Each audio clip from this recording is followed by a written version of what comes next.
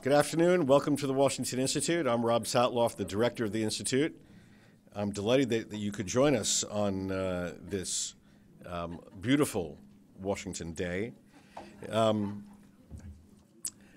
a moment, I'm going to turn the podium over to my colleague, David Makovsky, who is chairing this event. I just wanted to underscore the importance of this event. Everyone, as far as I can recall, focuses on the highest level of peace diplomacy. You know, is there going to be a new deal of the century? Is there going to be a summit meeting? Is there going to be a meeting between this president and that prime minister? All of which is essential, all of which is necessary, but none of which is sufficient. And for decades, people in the wilderness have been calling for and urging the idea of true people-to-people development between Arabs and Israelis, not just between Israelis and Palestinians, which is a key element of this, but more broadly. Remarkably, it has taken decades to actually have a document which puts on paper in a thorough, sophisticated, thoughtful way what it means to create true people-to-people relations between Arabs and Israelis and what is required to achieve it, including the necessity of the U.S. government making this a policy priority. It's not every day that something new happens, and I just wanted to underscore my appreciation for Joseph Braude from my hometown of Providence, Rhode Island, for Joseph Braude for undertaking this, my appreciation for David Makovsky for endorsing this as an important project of the Washington Institute, and my gratitude to Tamara Kaufman-Wittes of the Brookings Institution for joining us today, for helping flesh out some of the ideas and exchange with Joseph on ways to take the powerful message of reclamation and turn it into practical policy. So thanks to all of you. Thank you very much, Rob. And I'll add a couple thanks to Patrick Clausen, who's right here, Director of Research, who really helped spearhead, along with Mary Haran, on the publications team. Dave Schenker, who's sitting here with us, who helped on, as a peer edit and offered his insights with the manuscript. So I want to thank the three of them for all their work, too. And I think this is something very different. I mean, it's just funny how it comes on the heels of the last session we did on Israeli-Palestinian public attitudes last week. And some of you, I see some of the similar faces, and some are different. But it's different for us because we tend to focus on governments. And here we're looking at societies. So in continuing with that vein of looking at where the publics and what can, because as Rob said correctly, it's, obviously the policy piece is necessary, but it's not sufficient to have an undergirding of support going forward. So I think it's really a novel project. So I'm just happy that Joseph, that you wrote it, and I'm looking forward to the conversation and Tammy's thoughts. So just in terms of bios, Joseph Braude is an advisor to the Al-Mesbar Studies and Research Center and a senior fellow at the Foreign Policy Research Institute. For his 2018 book, Broadcasting Change, Arab Media as a Catalyst for Liberalism, he studied liberalizing trends in Saudi Arabia and Egypt and tested techniques to strengthen local print and broadcast media. Tamara Kaufman-Wittes is a senior fellow in the Brookings Institution Center for Middle East Policy. Previously, she served as the State Department's Deputy Assistant Secretary for Near East Affairs, Supervisor of the Middle East Partnerships Initiative, and Deputy Special Coordinator for the Middle East Transitions. I'll add she was the director of the center. It was called Saban, the Middle East Center at Brookings, really a valued colleague and a really good friend, and I'm very happy that both of you are here, and I'm really looking forward to the conversation. So, Joseph, the floor is yours.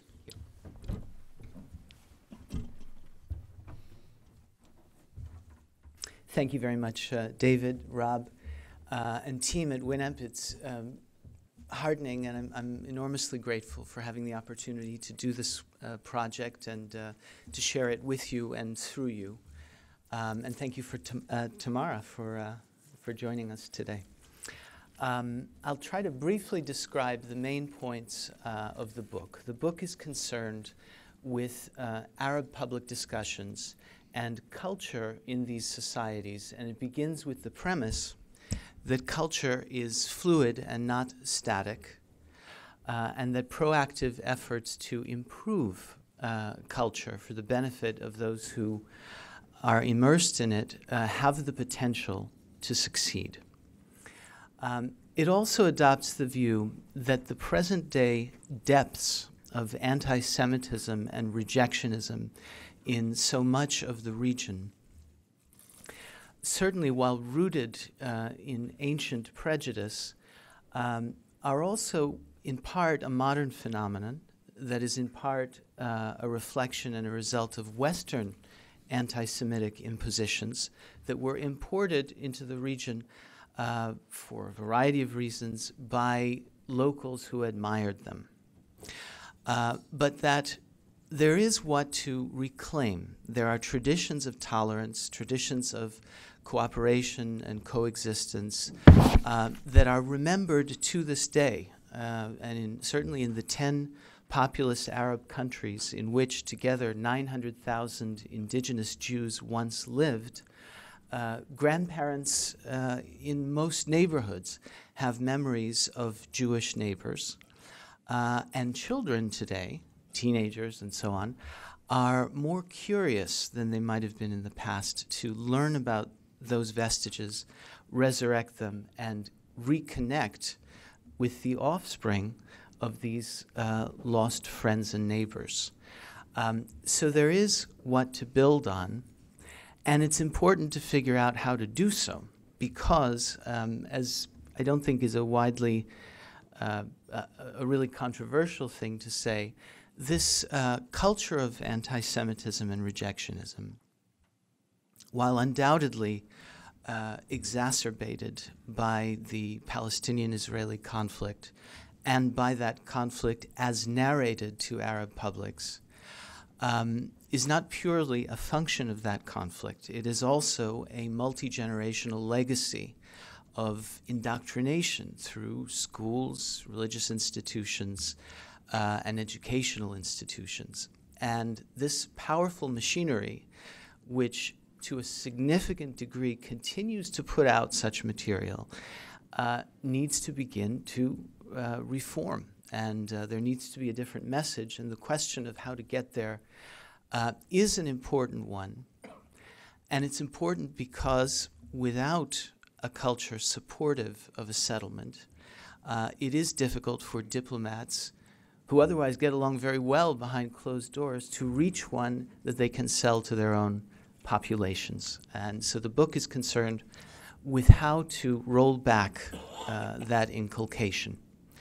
It argues that there is a relatively new opportunity to begin to do so thanks to 3 new trends, relatively new trends. The first is the widely touted convergence of interests among some Arab powers in the State of Israel, which has, as a result of which, there has been some expansion, a modest expansion of the public space in which supporters of a peace between peoples can express their ideas. And it has also netted a slight reduction in the space allotted to the traditional anti-Semitic content. So there is this top-down trend of modest encouragement for a change in tone with respect to discussions of Israel, and we've seen it in religious institutions to some degree, and schools to a limited degree, and media also to a modest degree, but perhaps a little bit even more than other institutions.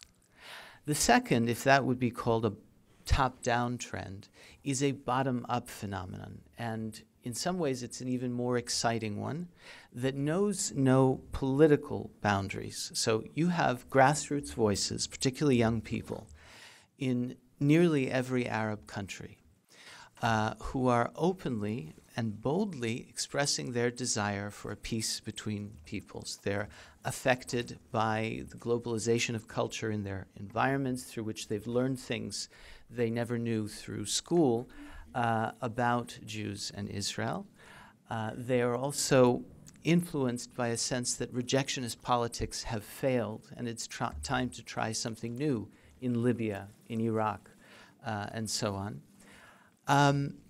And they're attempting quite directly through social media and other channels to connect with Israelis and Jews. And this is a discernible trend in nearly every Arab country, not just those Sunni autocracies that are tacitly engaging Israel, but also in war-torn Libya, in democratic Tunisia, where no one ruler monopolizes the public discussion, and even in Shiite majority Iraq, where certainly Sunni power calculations are not the prevailing trend. The third new advantage to any effort at reclamation is coming from the outside in, and that is that Israeli actors, as well as some American Jewish and other actors outside the region, are developing their own abilities to engage Arab public discussions themselves. They're learning the language, they're devising their own sorts of media outreach, they're breaching historical barriers of communication and movement, and they're building their own audiences. And so between the top-down, the bottom-up, and the outside-in trends, they somehow seem to reinforce each other in the infosphere and create a sense of momentum. At the same time, there are any number of reasons to be pessimistic. First of all, there are countercurrents in the region. For example, the same convergence, the same threat of Iran, proxy militias, and jihadist groups that has affected a convergence of interests between some Sunni Arab powers and Israel has also caused a sectarian and an intensification of sectarian sentiment, which creates a new mutation of anti-Semitism, whereby, for example, Sunni Islamist and sort of jingoistic voices are tarring Shiism as a Jewish contrivance and claiming that Iran and Israel are secret allies, and whereby Iran and its media properties in Arabic, which are quite formidable, seeks to tar Sunni Arab leaders as stooges for their any indication of engagement with Israelis and Jews. Meanwhile, the sort of forward-looking voices within Arab establishments are themselves embattled, and the rejectionist trend remains the most powerful one, and it has the ability to intimidate and severely curtail the expression of a new outlook. As a result, it's hard to see an overcoming of these obstacles without American leadership. I would argue that the opportunity to build on the forward trends and address the obstacles lies in the hands of the United States. It needs to engage its Arab allies in a more serious discussion about cultural issues with respect to the narration of Israel and relations with Jews. And it can do so if it wants to, because it has greater standing than in the past. There is greater anxiety and concern about America's commitment to engage the region, and so there are new types of incentives and opportunities to press for a more substantial change in discourse. If the United States adopts reclamation as an interim strategic priority, it can negotiate a new space for this type of work, and it can help its Arab allies actually implement the work. Because once a given Arab power or authority says, okay, we'll do this, what's the next step? It's not necessarily easy for them to do it all by themselves, because they may lack a foundation of knowledge and information to be purveyed. There's a question of who will do this and how, and what sorts of partnerships are necessary to retool curricula and change the nature of messaging. So a role for Israel, for the United States, and others in partnering with Arab actors would be essential too. You've got to open the space for it, and then you have to actually do it. And in the meantime, the U.S. can also empower and strengthen those grassroots voices that have been braving and calling for peace between peoples without establishment cover or support.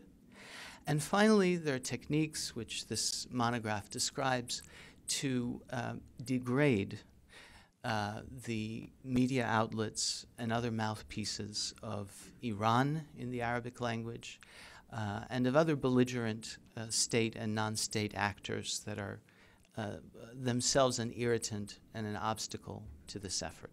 So I'll just stop for now and say that that's the overall case the book makes, and leave it to Tamara, and then maybe we can talk it through.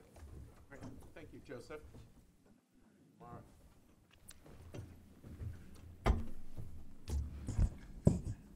Thank you.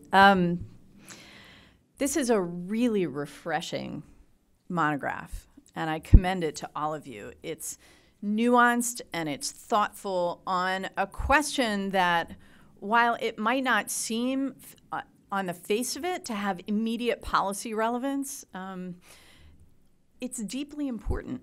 I think too often those of us who work on foreign policy in a day-to-day way focus a lot, perhaps too much, on what is. We start by defining what our constraints are, and then we seek to have impact within our constraints. And what Joseph has done here is explore a possibility, a potential for a relationship between Arabs and Israelis that looks very different from the one we have today. Something that is not, it's thinking that is not bounded by the constraints of the moment. And that possibility may seem to you, even after you read through his argument, to be a faint possibility. It might feel like a gossamer curtain, sort of beautiful and shimmering, but very hard to grasp.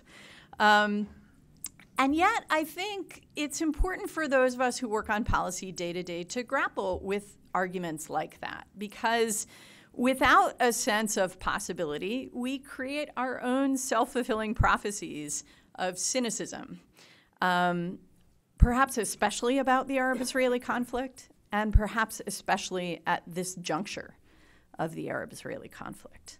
And to me, that makes Joseph's illustration of possibility in this book all the more enticing, all the more worthy of study. I think that the work you've done in this piece is important for another reason, which is that all too often, both American audiences and Israeli audiences, and any of us who do public speaking on this topic know this very well, tend to see and treat the Arab world as a monolith, and tend to see the Arab street, a phrase I detest, as an undifferentiated mass. Sometimes the Arab world, the Arab street, are object. Sometimes they are subject. Sometimes they're agents. Sometimes they're dupes, but they're never complicated, and they're all the same thing. And this false understanding by outsiders of the Arab world's supposed homogeneity is, of course, matched and reinforced by the repression of Arab governments and the flattening of discourse in the Arab world that results from that repression, as well as by the history and the legacy of pan-Arab, pan-Islamic ideologies in regional discourse that create this false sense of homogeneity. And Joseph's book is a wonderful antidote to all of that. It's detailed, it's nuanced, it's well-researched, and it's a discussion that reveals this heterogeneity of thought in Arab societies about Jews and about Israel that has always been there. It's always existed beneath this veneer of uniformity and ideological solidarity. And so even though the views on which he pins his hopes remain, as he's very clear to say, disadvantaged and marginalized, it is really important to remember that they're there. Just as these voices, marginalized though they may be, serve to combat the dehumanization of Jews and Israelis in the eyes of Arabs, so our better perception and understanding of them helps to combat the dehumanization of Arabs and Muslims that is all too common, both here in the United States and in Israeli political discourse. So, reflecting on Joseph's argument and the evidence that he brings to bear, I find myself struck by the discipline I think he brings to the claim he's making. It's ultimately a modest claim, and I applaud the discipline.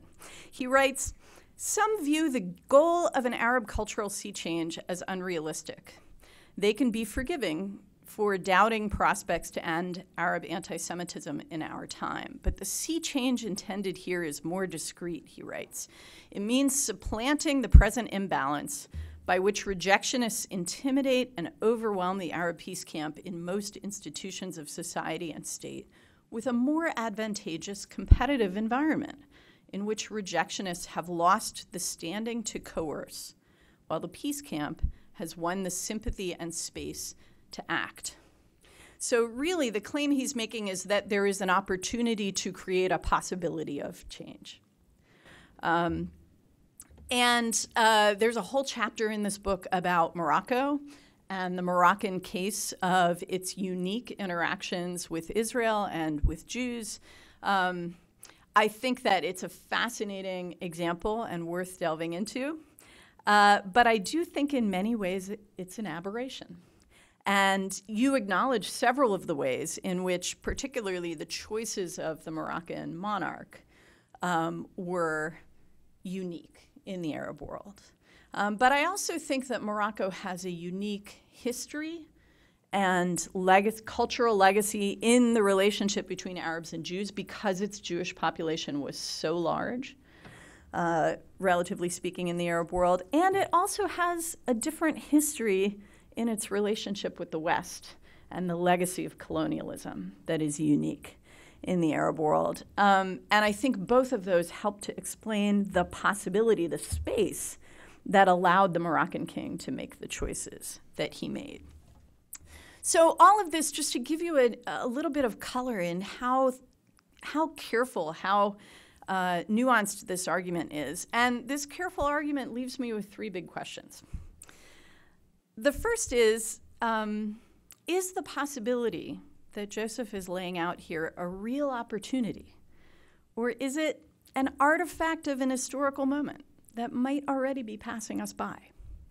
For example, Joseph notes that space was created for a more diverse discourse about Jews and Israel in some Arab societies after 9/11, as leaders worked to shift from transnational ideologies. And in Saudi Arabia, he gives an example away from Islamism toward a more inclusive national identity as a basis for social cohesion, as a basis for state legitimacy. So that's exciting and interesting. But how then should we understand the prospects for survival of such a discourse, a diverse discourse about Jews in Israel, as many Arab leaders are pivoting back to jingoism, to militarism, to repression of domestic public discourse? Maybe that space is already going away. Likewise, the curiosity, even the romanticization that has emerged in some quarters, especially in Iraq, in Lebanon, a little bit in Egypt, about the Jews who left. This is a topic covered wonderfully in this book. it's partly a yearning for a more open, diverse, tolerant society, which is itself a yearning that is a contrast to or rejection of the very rigid constructs of contemporary sectarian politics in a place like Lebanon or Iraq, and a rejection of the zero-sum nature of authoritarian politics in a place like Egypt. So in some ways, it's not that unlike what you describe, Joseph, about the 1940s and 1950s, which is it's using a discourse about Jews in Israel as a proxy for other issues in society and as a means to more local ends. And so that leaves me with this question: is it a real opportunity or is it a historical moment that could pass quickly? Second question is about external actors. The United States and the American Jewish community and American Jewish organizations, which, as you illustrate, have played a very important role over the years in serving as a vector for engagement on these issues. And indeed, their engagement seems focused and fruitful in encouraging the kinds of discourse that you're describing. Can they actually engage effectively in this moment in a way that maximizes the potential and the possibility that you see? If there's an opportunity, really, are we poised to seize it here in the United States? That's the question. When I think, and this draws in part on my experience working in the organized Jewish community at the very beginning of my career, when I think about the phases of American Jewish and Israeli engagement with the Arab world over Jews, I think about it in a few phases. The first focus in the years immediately following the founding of Israel was about the welfare and emigration of Jews in Arab lands, as we called them in the organized community. That was a portfolio, a policy portfolio, Jews in Arab lands. Then there was a phase around the time of the end of the Cold War, the launching of the Madrid process, the Oslo process, that was focused on formal diplomatic engagement, both with the Israeli government and with American Jews. So, for example, when Henry Siegman and Senator Joe Lieberman went off to the Kingdom of Saudi Arabia in a very public way to say, look, we are Jews visiting the Kingdom of Saudi Arabia. That was a sort of separate phase that was very focused on formal recognition. And today we have a phase that I think you described very well, including in your opening remarks today, that's much more focused on a shared agenda between American Jewish organizations, the Israeli government, and Arab governments focused on American foreign policy toward the Middle East. It's very instrumental. And it creates its own reaction in the context of a very polarized American politics and in the context of a pretty robust debate in the United States about our role in the Middle East and what it should be. And so it strikes me that it's a very fraught prospect to do what you do here and recommend a much more robust range of American engagement on this issue, because it's coming in a context where there's a lot of mutual grievance between governments in the region and this government here at home. And just in practical terms, a micro example drawn from your analysis, you make a wonderful point about American work to foster free trade agreements in the Middle East and the role of economic globalization in helping open Arab states to Israel, to businessmen who are coming in with Israeli visas in their passports, to Israeli products or products that are part Israeli. And America's leadership of the globalization effort in the 1990s and 2000s had a lot to do with pushing this forward. The fact that President George W. Bush was making free trade agreements with, well, Jordan, Morocco, UAE, Bahrain, Oman, I think. Today we have an American public that is deeply rethinking the value of globalization, the benefits of American leadership of that liberal international order, if I can use that phrase, we're in a much more protectionist United States of America in terms of our relationships with the rest of the world. So can the United States successfully pursue the work that you're describing in this changed environment here at home? And then finally, I'm left with the question of how to understand a relationship that you delve into throughout the book between the relationship between culture and society and political power. The book does a really great job of laying out how in earlier eras, Arab cultivation of anti-Semitic and anti-Zionist discourse was driven by top-down political expediency as much as by outside-in and bottom-up societal influences. Anti-Zionism and anti-Semitism were causes around which Arab leaders could rally across difference, across differences of ideology or religion or so on. And it makes me wonder, to what extent today is the outreach that we observe by Arab leaders, by Arab elites toward Israel, toward Jews, driven by the same regime security concerns, the same desire to leverage openness to Israel and Jews on behalf of better ties to Washington? I think you raise these issues throughout the book. You're not ignoring them at all, but I think these are really thorny questions and important for us to answer. To the extent that it is political expediency that's driving this willingness of Arab states to tolerate the diversity of cultural discourse that Joseph is describing and on which he's pinning this opportunity, then I think it's important to take note of the lessons of history. And I'll conclude just by sharing an anecdote that Joseph lays out in the book that really struck me hard. This is in 2010, not very long ago. And in the context of talking about the rise of pan-Arab satellite television, you give this example of the Saudi-owned NBC satellite channel, which put together a 30-episode historical epic about a series of purported Jewish conspiracies to bring down the Ottoman Empire. So, among other things, it's glorifying the Turks, which is amusing.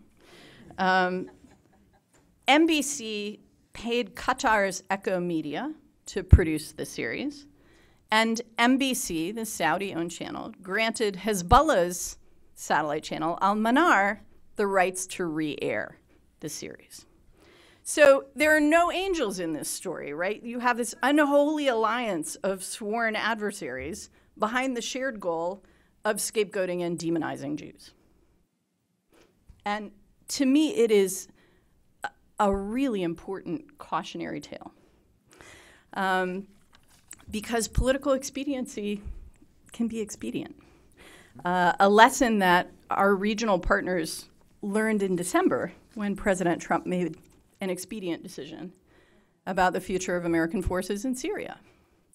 And so I think that seizing the possibility that Joseph lays out is something that requires a commitment to principle, a sustenance of effort, a persistence over time that is hard to imagine for the United States in general, hard for our current foreign policy moment, and particularly hard in an environment where the region and our regional governmental partners are changing so quickly as they deal with a fast-changing region.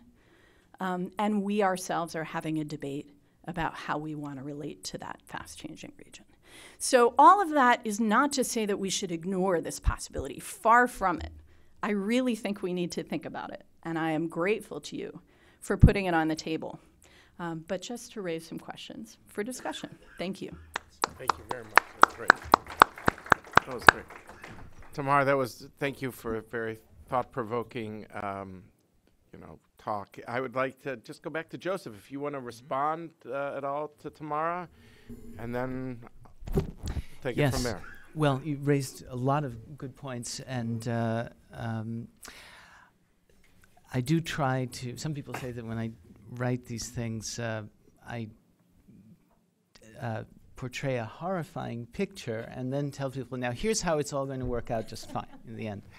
And indeed, the problems you raised are serious, and it does take considerable optimism certainly to expect that the United States will do all it possibly can to build on these opportunities.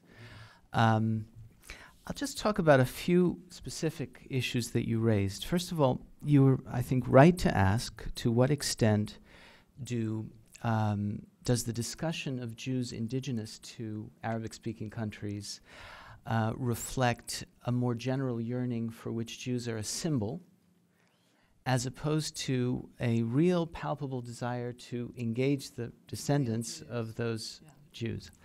And it's a question that in the end boils down to, well, what do these people really think when they say what they say? Of course, and what are they saying? And I'm pleased to tell you that there's a lot of empirical information available. As you may recall from the monograph, I briefly describe an Iraqi discrete social media app that brings together Iraqis, Muslims and Christians inside the country, primarily in Baghdad, with Israelis of Iraqi extraction and the odd American of Iraqi extraction. And through a flurry of daily messages are engaging, expressing strategic ideas and implementing them. And this app is one of the reasons why Mafriya Hayonim, which is Eli Amir's book, The Dove Flyer, about the history of the flight of Jews, not an easy book for an anti-Zionist to swallow, is now available on Al-Mutanabbi Street in Baghdad in Arabic translation, translated by an Iraqi publisher. There are many examples of this sort of engagement. Iraq is a particularly sterling case, but you also find some efforts with respect to Libyans who left in the late 60s. There's, The Man in the Shark Skin Suit was published in Arabic in Egypt. There are different types of activity. In many cases, the intellectuals who are doing this work regard the struggle for national reconciliation within their country and the cause of reconciling with Israelis to be twin virtues in the face of a single pathology. They believe that the technology of scapegoating and blame deflection, which most prolifically in its first incarnation targeted Israel or used Israel and Jews, was very rapidly turned on other denominations, the same themes, the same tropes. And so as a result, the problems of sectarian bloodshed within a given country, ethnic hatred, and nationalist conflicts among countries in the region other than Israel, in some way have been made that much more bloody and that much less tractable as a result of these tools of scapegoating. And so somehow it's almost as if you need to cut it at the source. You need to go right back to the beginning and say, maybe this is where things started to go wrong. And indeed mix the conversation about Jews with discussions about others within a given society. And in many cases, there are very constructive conversations about Jews that are quite sincere, that skirt the issue of Israel altogether. In some cases as a matter of self-preservation, right? Where the return of the Jews serves as a kind of code for those who cannot stand up in a country that has criminalized normalization and say visits by Israelis. And so sometimes it's code. Sometimes there is a phenomenon of anti-Zionist philo-Semitism, which is very difficult to reconcile the two terms, but possible in certain circumstances. And so there's a range, but I would certainly be careful about diminishing the sincerity and the genuineness of many of the people who were involved in these discussions. The example of NBC, which you raised, it really is a real morsel, isn't it? Because, a few years later, the kingdom declared Hezbollah a terrorist organization, established a new non-relationship with Qatar and enormous pressure on Qatar, and obviously faults Erdogan for, in the words of some Saudi figures, trying to pursue a neo-Ottoman expansionist policy. And there were articles back then when Suqut al-Khilafah, the fall of the caliphate, came out, claiming that Yusri al-Jindi, the author, was making propaganda for Erdogan. However, something has happened since then, which is kind of interesting with respect to NBC. NBC is now a place where there are Americans involved in different forms of programming, partnerships, with respect to the public diplomacy commitments. I think that the public diplomacy shop at State is not altogether unaware of some of the activity. And so the new relationships have been brokered. And the last season of NBC's Ramadan miniseries has been not altogether problematic from the standpoint of the agenda of this monograph. So what that suggests to me is that when you have engagement and of the granular and visceral type that is necessary for an actual partnership on content, you create new calculations and considerations for the management of that institution. Do we really want to do another Suqut al-Khilafah when it means losing this and that and so on? It's a subtle form of incentivization, right, that can actually be more effective than similar logic when you apply it to foreign aid. Because foreign aid, is a problem because there's only a handful, relatively speaking, of countries that receive it, and you can't just turn it off. Whereas there are hundreds of Arabic satellite channels, and one can decide to partner with one on the hope that that partnership will be fruitful in many different ways with positive side effects, and then say, you know what, this is not working out. Let's move and try this channel instead. And that in itself is, an incentive and can be a disincentive.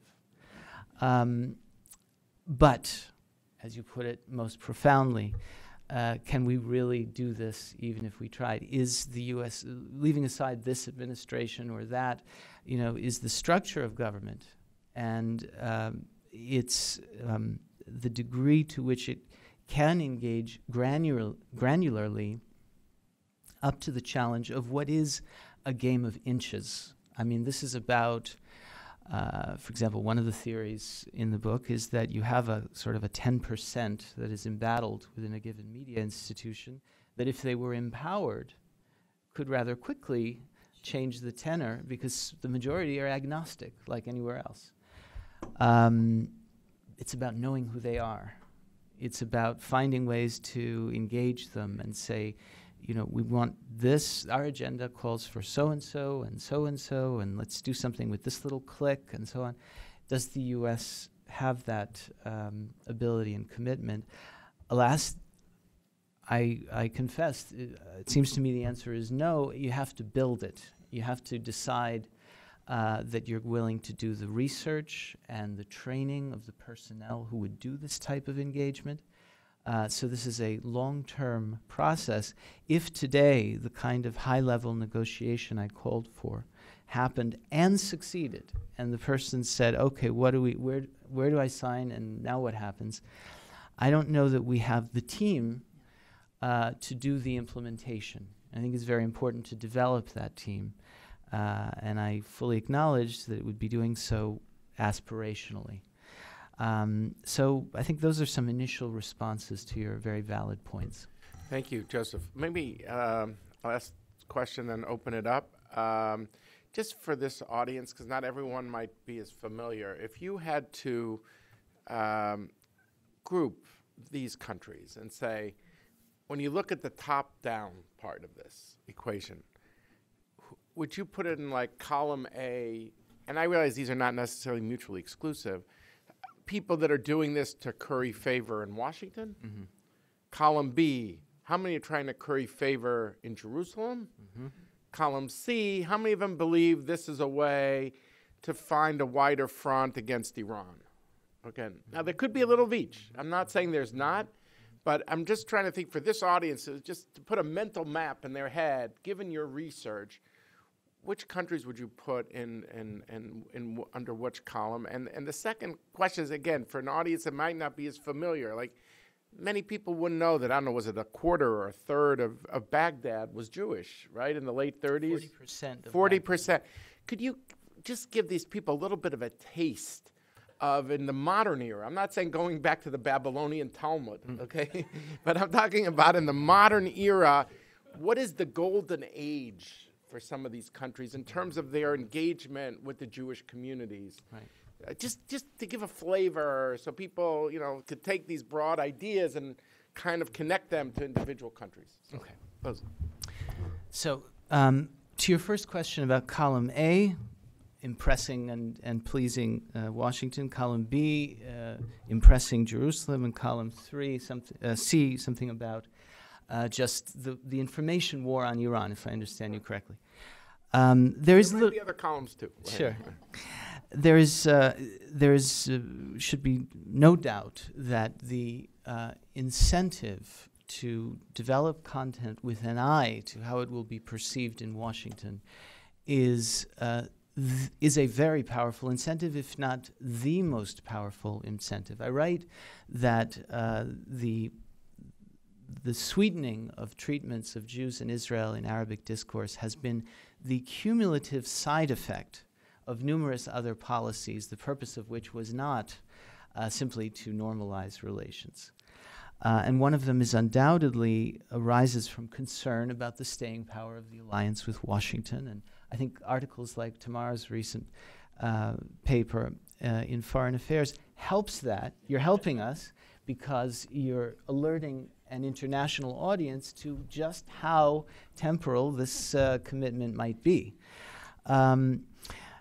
But the good news about that is that, and I'll also say that among people I have interacted with who try to promote this type of positive content, they also make this argument. They use the argument on the basis of realpolitik, that look, let's put this in here because surely at a time when it would be helpful to get accolades in D.C., this will earn some accolades. And so that is a pragmatic argument for doing things that people might otherwise be disinclined to do. The good news about it is that in the era of 20 years since the founding of memory, people are acculturated in this town to the forked tongue and the question of, well, okay, here's a statement at a policy forum in Washington, but what is being said in this or that Arab capital? But now it is well understood in those capitals that people are onto the forked tongue, and that you can't continue to say one thing in one place and another thing domestically and expect that it won't be noticed. And conversely, you can actually put something in Arabic and not even worry about promoting it because it will capture the attention of people who are monitoring Arabic media. So to some degree, it works to the advantage because the desire to curry favor in Washington becomes a case for a little bit of change in Arabic discourse in and of itself. With respect to Iran, I think that the theme of Israel as the lesser enemy or a provisional ally is an outgrowth of the discussion of Iran. Tamara talked about the issue of jingoism and a new sort of belligerent rhetoric now targeting Iran. And indeed, it's unfortunate to see some of the same tropes of scapegoating, etc., that are being used to malign an adversary that can quite easily be maligned on the merits of rational argumentation. But in any case, it's sucking airtime and column inches away from the traditional fixation on the State of Israel.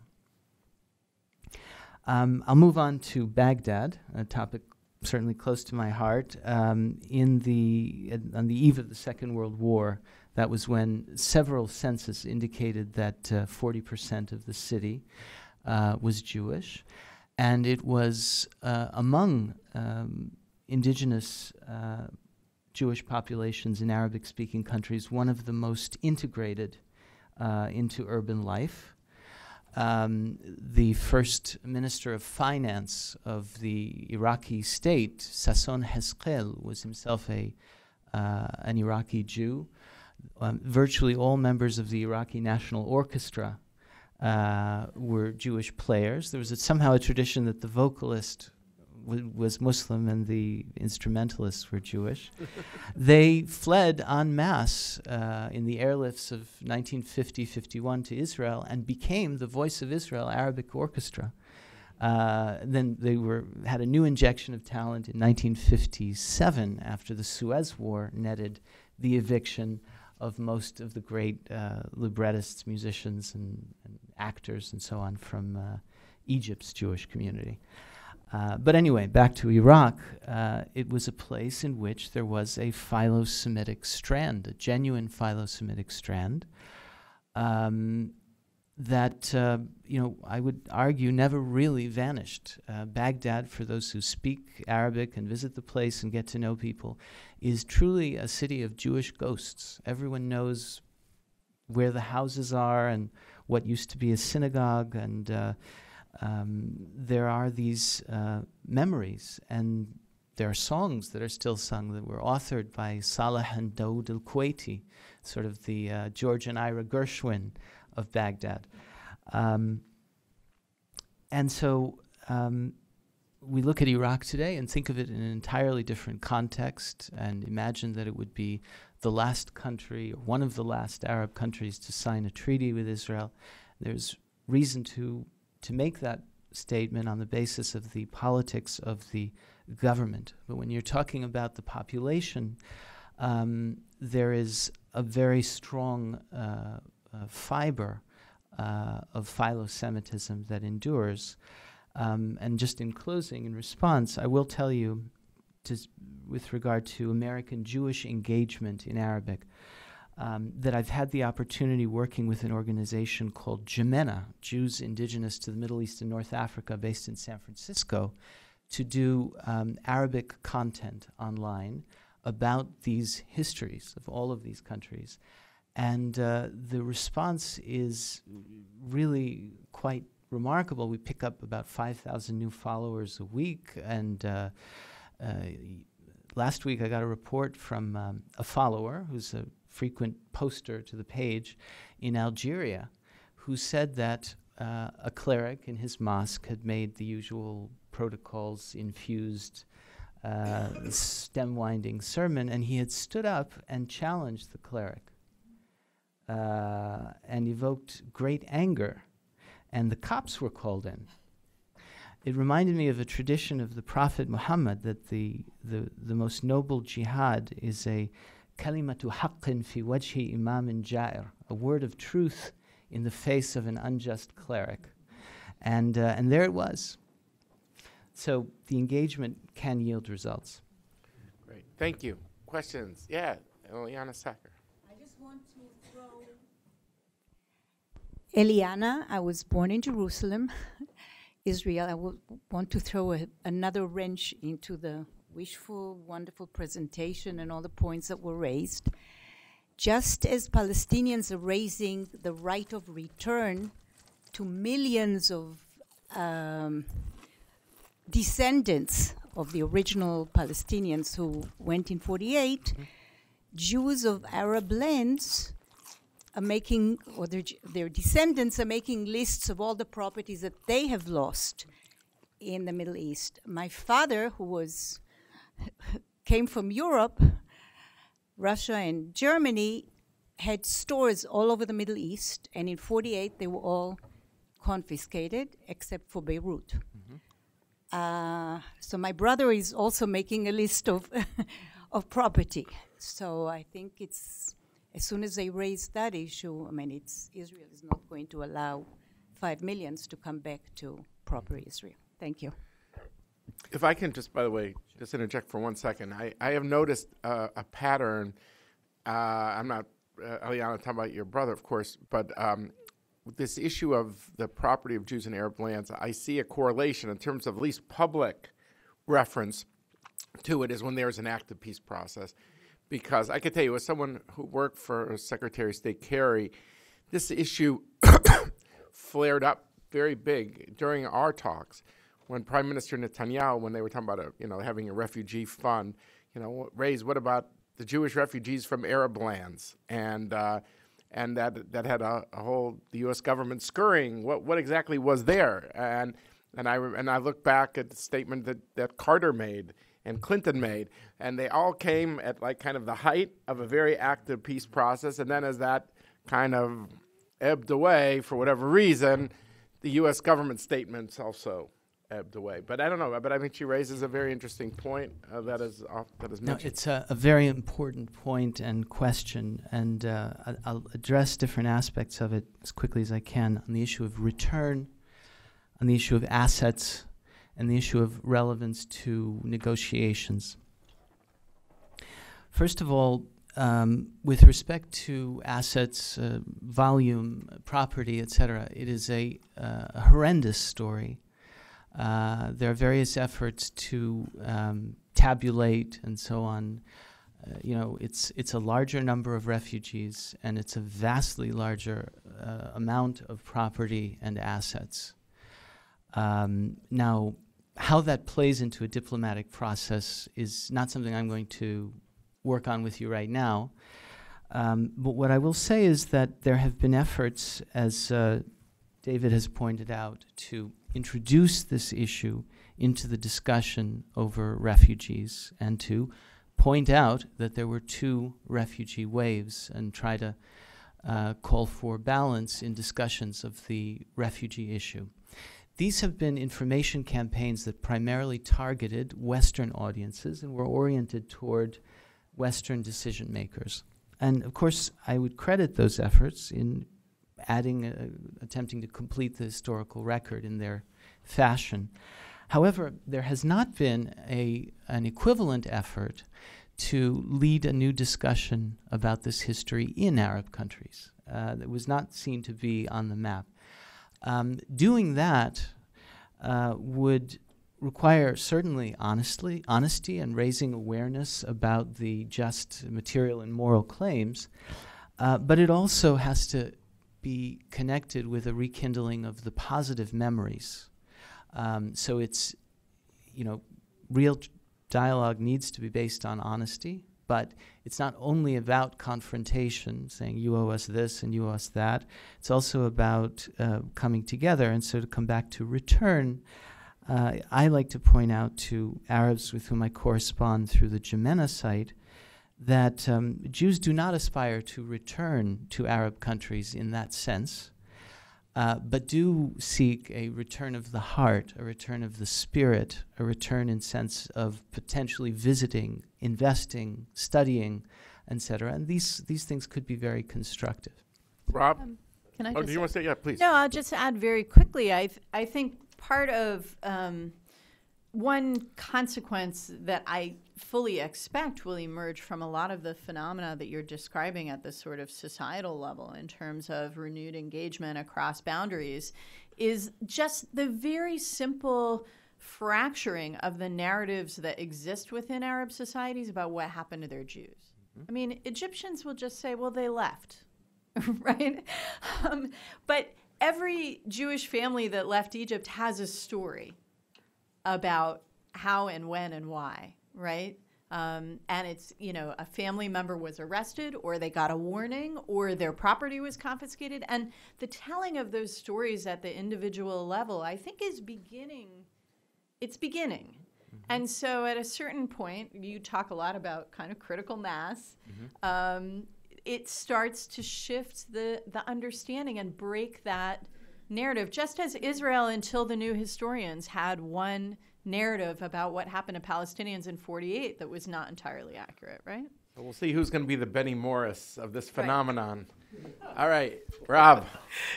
This is fascinating. Thank you very much. I've been living this issue for the last 15 years. So I just want to make a couple of comments. One, historically, I think there's no such thing as the Moroccan exception historically. In fact, if you go back, if you go back even to the period that I focus on academically, World War II, Algeria, on a human-to-human level, was far more. The web of connections between Muslim Algerians and Algerian Jews was far deeper and survived far more difficult circumstances than Morocco. With the difference, we don't know anything about that, or what happened in Tunisia, which is a country which truly faced, where Muslims and Jews truly faced a German occupation, is because the regimes were overthrown. And it's because of what's unique about Morocco is that we still have, the Moroccan monarchy. And you make the point, but I think it's important to underscore that the histories are far more common. It's not so much that the Moroccan uniqueness is that the experience, it's that the history later was unique. And which just one small vignette on this. When we lived in Morocco, we had a wonderful pediatrician, and we're probably the only Jewish family she ever worked on. All 3 kids, 2 kids, all the time. A year and a half after we started meeting with her, late one night, she finally explained her grandmother was Jewish, and she herself, when she was a teenager, visited her grandmother in Israel. Now that that there's a huge number of Moroccan women who stayed behind because they were married to Muslim men. Huge number. That universe is gone, or will be gone very soon, that is going to be very difficult to reclaim. The last observation that really leads to the question is how do we get this into a policy? Now, putting aside the desire to get rid of our policy, we actually had quite enduring policies in the Middle East for a long time. It's not, in theory anyway, it's not difficult to imagine why, it's not difficult to see why it should be difficult to put this as one of our enduring parts of American Middle East policy. American Middle East policy has been remarkably consistent for a long time. So what would be, in theory, put aside the uniqueness of the Trump administration, what would be the impediment to making this a core element of what we do in the Middle East, as core as our support for a permanent solution to the Israeli-Palestinian conflict, as permanent as our support for freedom navigation in Bab el-Mandab and Suez, all these things. What would stand in the way of doing that? Sure. I mean, actually, I'm grateful for the question, and as the person who has not been in government, and obviously Tamara knows so much about how it works. What I feel I wanted to do to push this along was to put it all into one place and say, guys, this is what needs to happen. This is what you all need to get together and do so without making any pretext of knowing how to get them to do that. So I really actually want to turn that question to you, Tamara, and ask you, you've read the prescription, the final chapter, let's say rather than assess the likelihood, okay, let's agree that it's unlikely. But if somebody said, Tamara, now it's your job to make this happen, what do you do? Yeah, I have to say that as I was reading, the thing that kept popping into my head is something that comes up again and again as I think about how to overcome some of the short-termism of American engagement, not only in the Middle East, but in other domains of foreign policy as well, which is, that part of the devil's bargain we made at the end of the Cold War in trying to pull out of a recession and find our peace dividend is that we shut down USIA. And that was a mistake.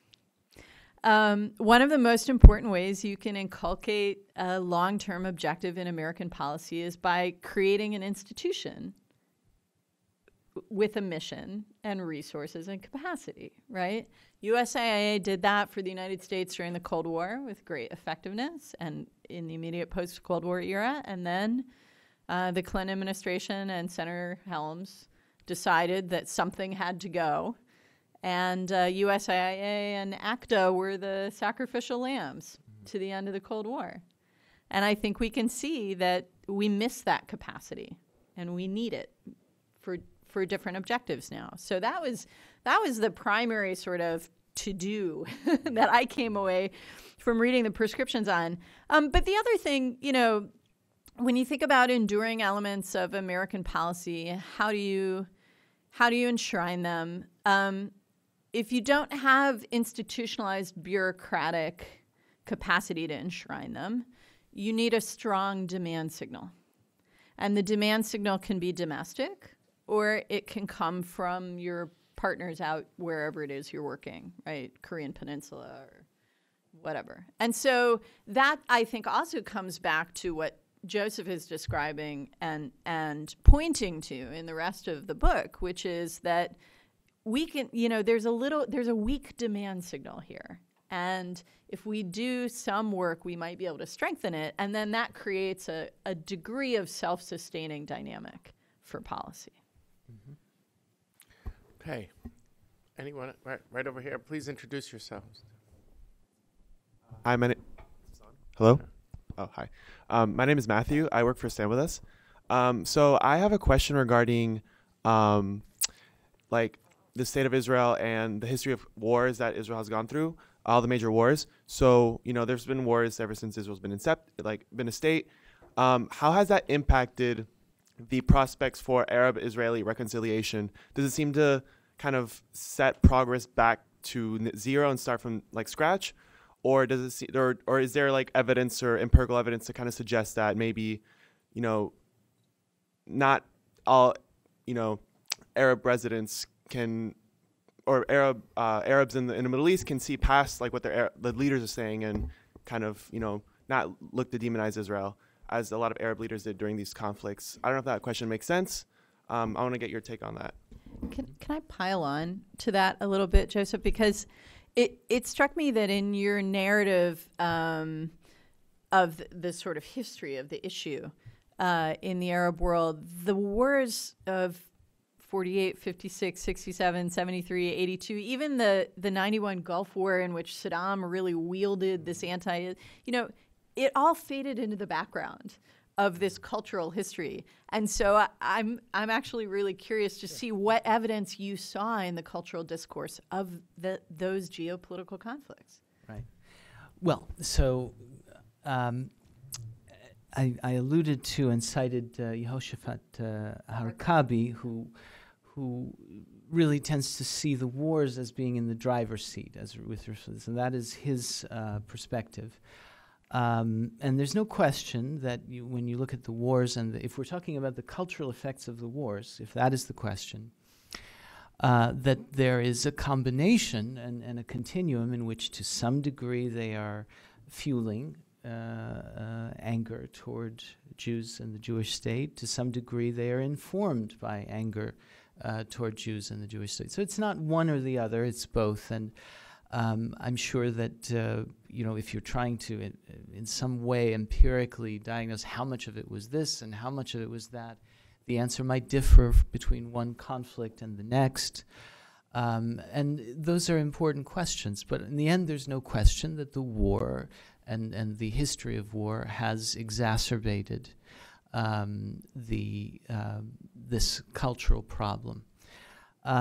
But I also did point out, as you know, that viewed from the perspective of an Arab presidential palace, that is, the war on Israel sometimes was less central to decision-making than it was central to the official rhetoric. So sometimes the war on Israel served more as a wedge issue among rival powers, as a way of expressing and arguing that Nuri Said, in the case of Iraq before the 1958 Republican coup, was in Nasser's eyes his arch rival at that time, and needed to be tarred as a Zionist stooge as part of an effort to make war on Nuri Said. And there are many examples along those lines.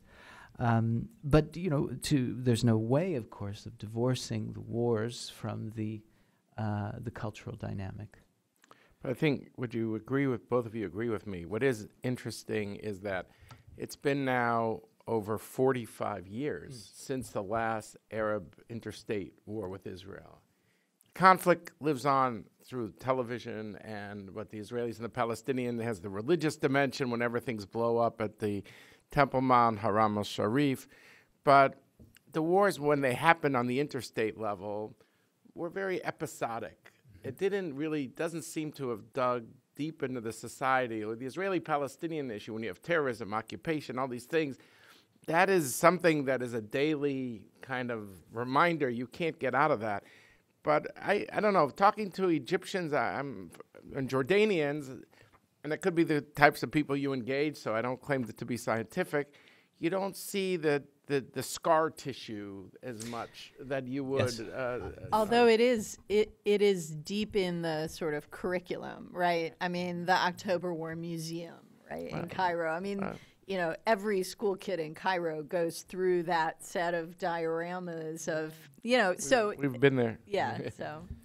And there's also, the question of whether the feeling of what leads to peace, the feeling of defeat or a feeling of victory, right? And the answer may differ in different environments. And there are those who feel that the sense of victory that was one of the cultural outcomes in Egypt of the 73 war enabled Sadat to, you're familiar with all that, of course. But it's helpful what you said, David, because it enables me to underscore that most of these wars were fought 2 generations ago, and most Arab countries have never fought a war with Israel. And so in opening the monograph and distinguishing between the Palestinian dynamic on the one hand and the situation in other Arab countries tarred with a broad brush on the other, obviously the scars are much deeper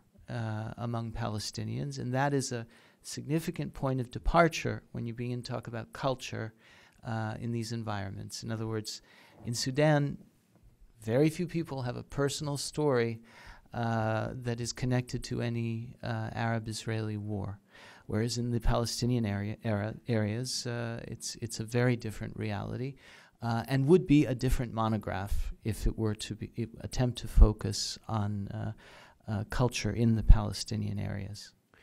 I think the other place where that's true is Lebanon. Mm-hmm. Mm-hmm. By the way, in Israel itself, I think, we've now seen the last few chiefs of staff had never fought in a war that was an Arab-Israel interstate war, which that was the defining feature of the Israeli military, was fighting those wars. Now, they fought other wars, don't get me wrong. The Lebanon War of 82 and the First Intifada, the Second Intifada, the Gaza wars. So it's not like they haven't been combat, been involved.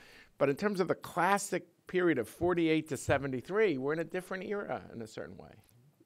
You could say the same about American flag officers. Right. Yeah, Dave Schenker. Congratulations. Thanks. Thank you for your help on this one. In reading your piece, one of the questions that I've asked you, I think, before, but I think is sort of interesting, is what we haven't come up in discussion is what role should Israel be playing in this? And we're talking about the United States. What have they done? Have they been successful? Thanks. Yeah, no, absolutely. And there's no question that Israel needs to play a very important role in this initiative. I try to describe the situation in Israel today with respect to cultural outreach in a section of the monograph.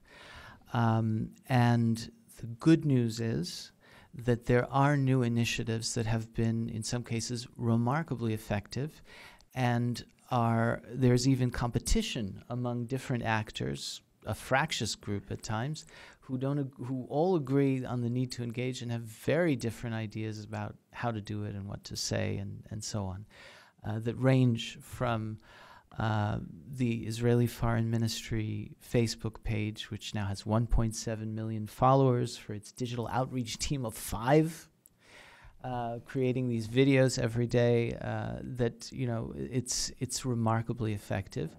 And it adopts a kind of a soft public diplomacy approach that says, get to know us for who we are. On the other hand, you have some rather strident voices whose Arabic is no less strong, but who, you know, adopt the view that Israel should signal strength, and we don't even need you guys to the region. In other words, what should you pay us that we make peace with you? Arguing that this is the language of the marketplace, and your first mistake is when you indicate that you want something, because then the price goes up. So there are different philosophies, put it that way. So there is not a vacuum with respect to talent and people who are really serious about wanting to engage. But to read their writing and hear from them, one hears that they don't feel they're getting the support that they need to expand their efforts. They feel that they have pilot projects here that have shown promise that need to be scaled. So there's, to me, little question that Israel needs to do more.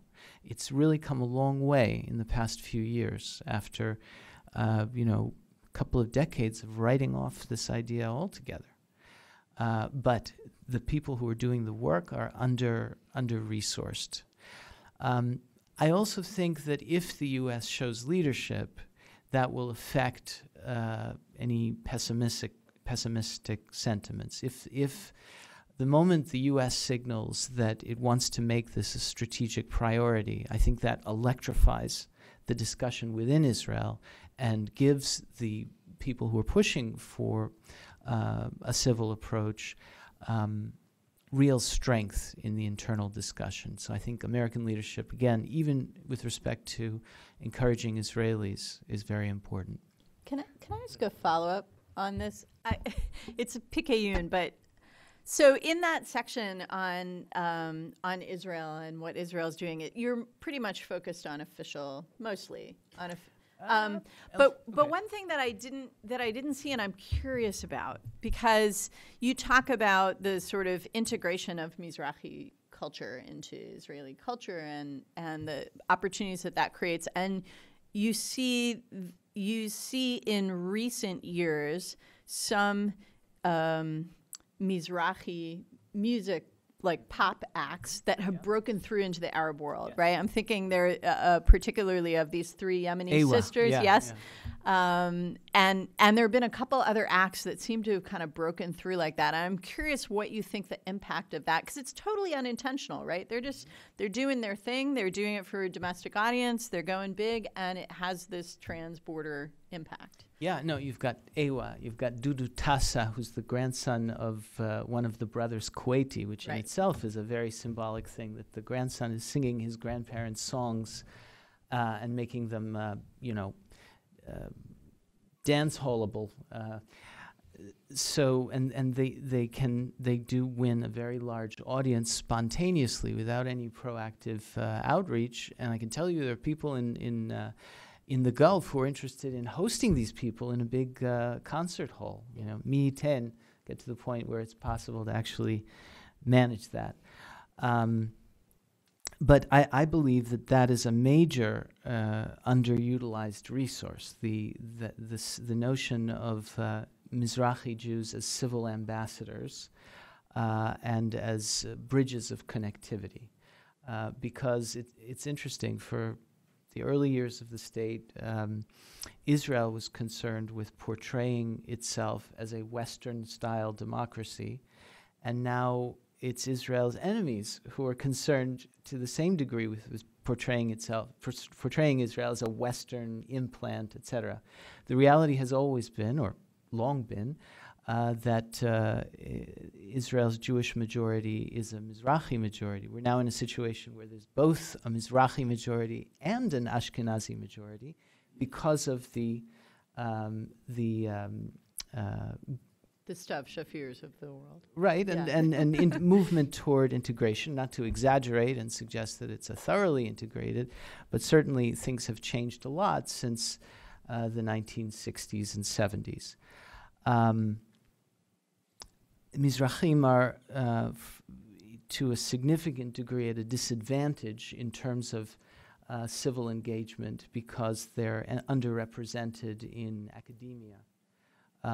In certain realms, academia with respect to Middle Eastern studies in particular, they're not underrepresented in security, and that's a rather significant thing in Israel. But the notion of reviving historical memory and seeking to bring it back and celebrate it, overcoming legacies of stigma and so on, is very important. It's meaningful to see that the Babylonian Jewish Heritage Museum, which was established about 25, 30 years ago, has now had guests from Iraq, right? It was originally meant for the children and grandchildren of the people who founded it. Now there are actual visitors from Baghdad. And that type of engagement is very, very important. There's one anecdote that comes to mind that I thought might be relevant to mention about the Mizrahim and their contribution coming from Arab countries. When I was still a journalist, I remember interviewing this retired CIA officer who turns out was like the U.S. point person along with one other colleague who was killed in Beirut, but with Ali Hassan Salama. And he was saying to me, he said, look, where did this Mossad build their reputation? He said, the Israeli intel had something that none of us had in the United States or anywhere. They had Jews from Arab countries. Right.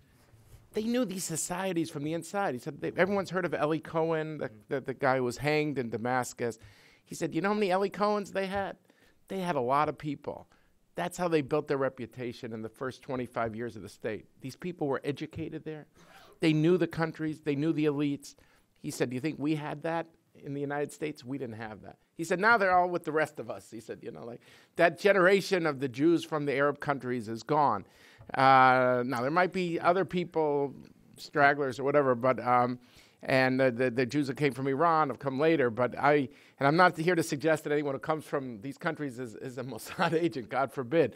But it was just striking to me how an American intelligence officer was saying that Israel's very reputation was built in the first quarter century of the state because of a richness of human resource that no one else had. So.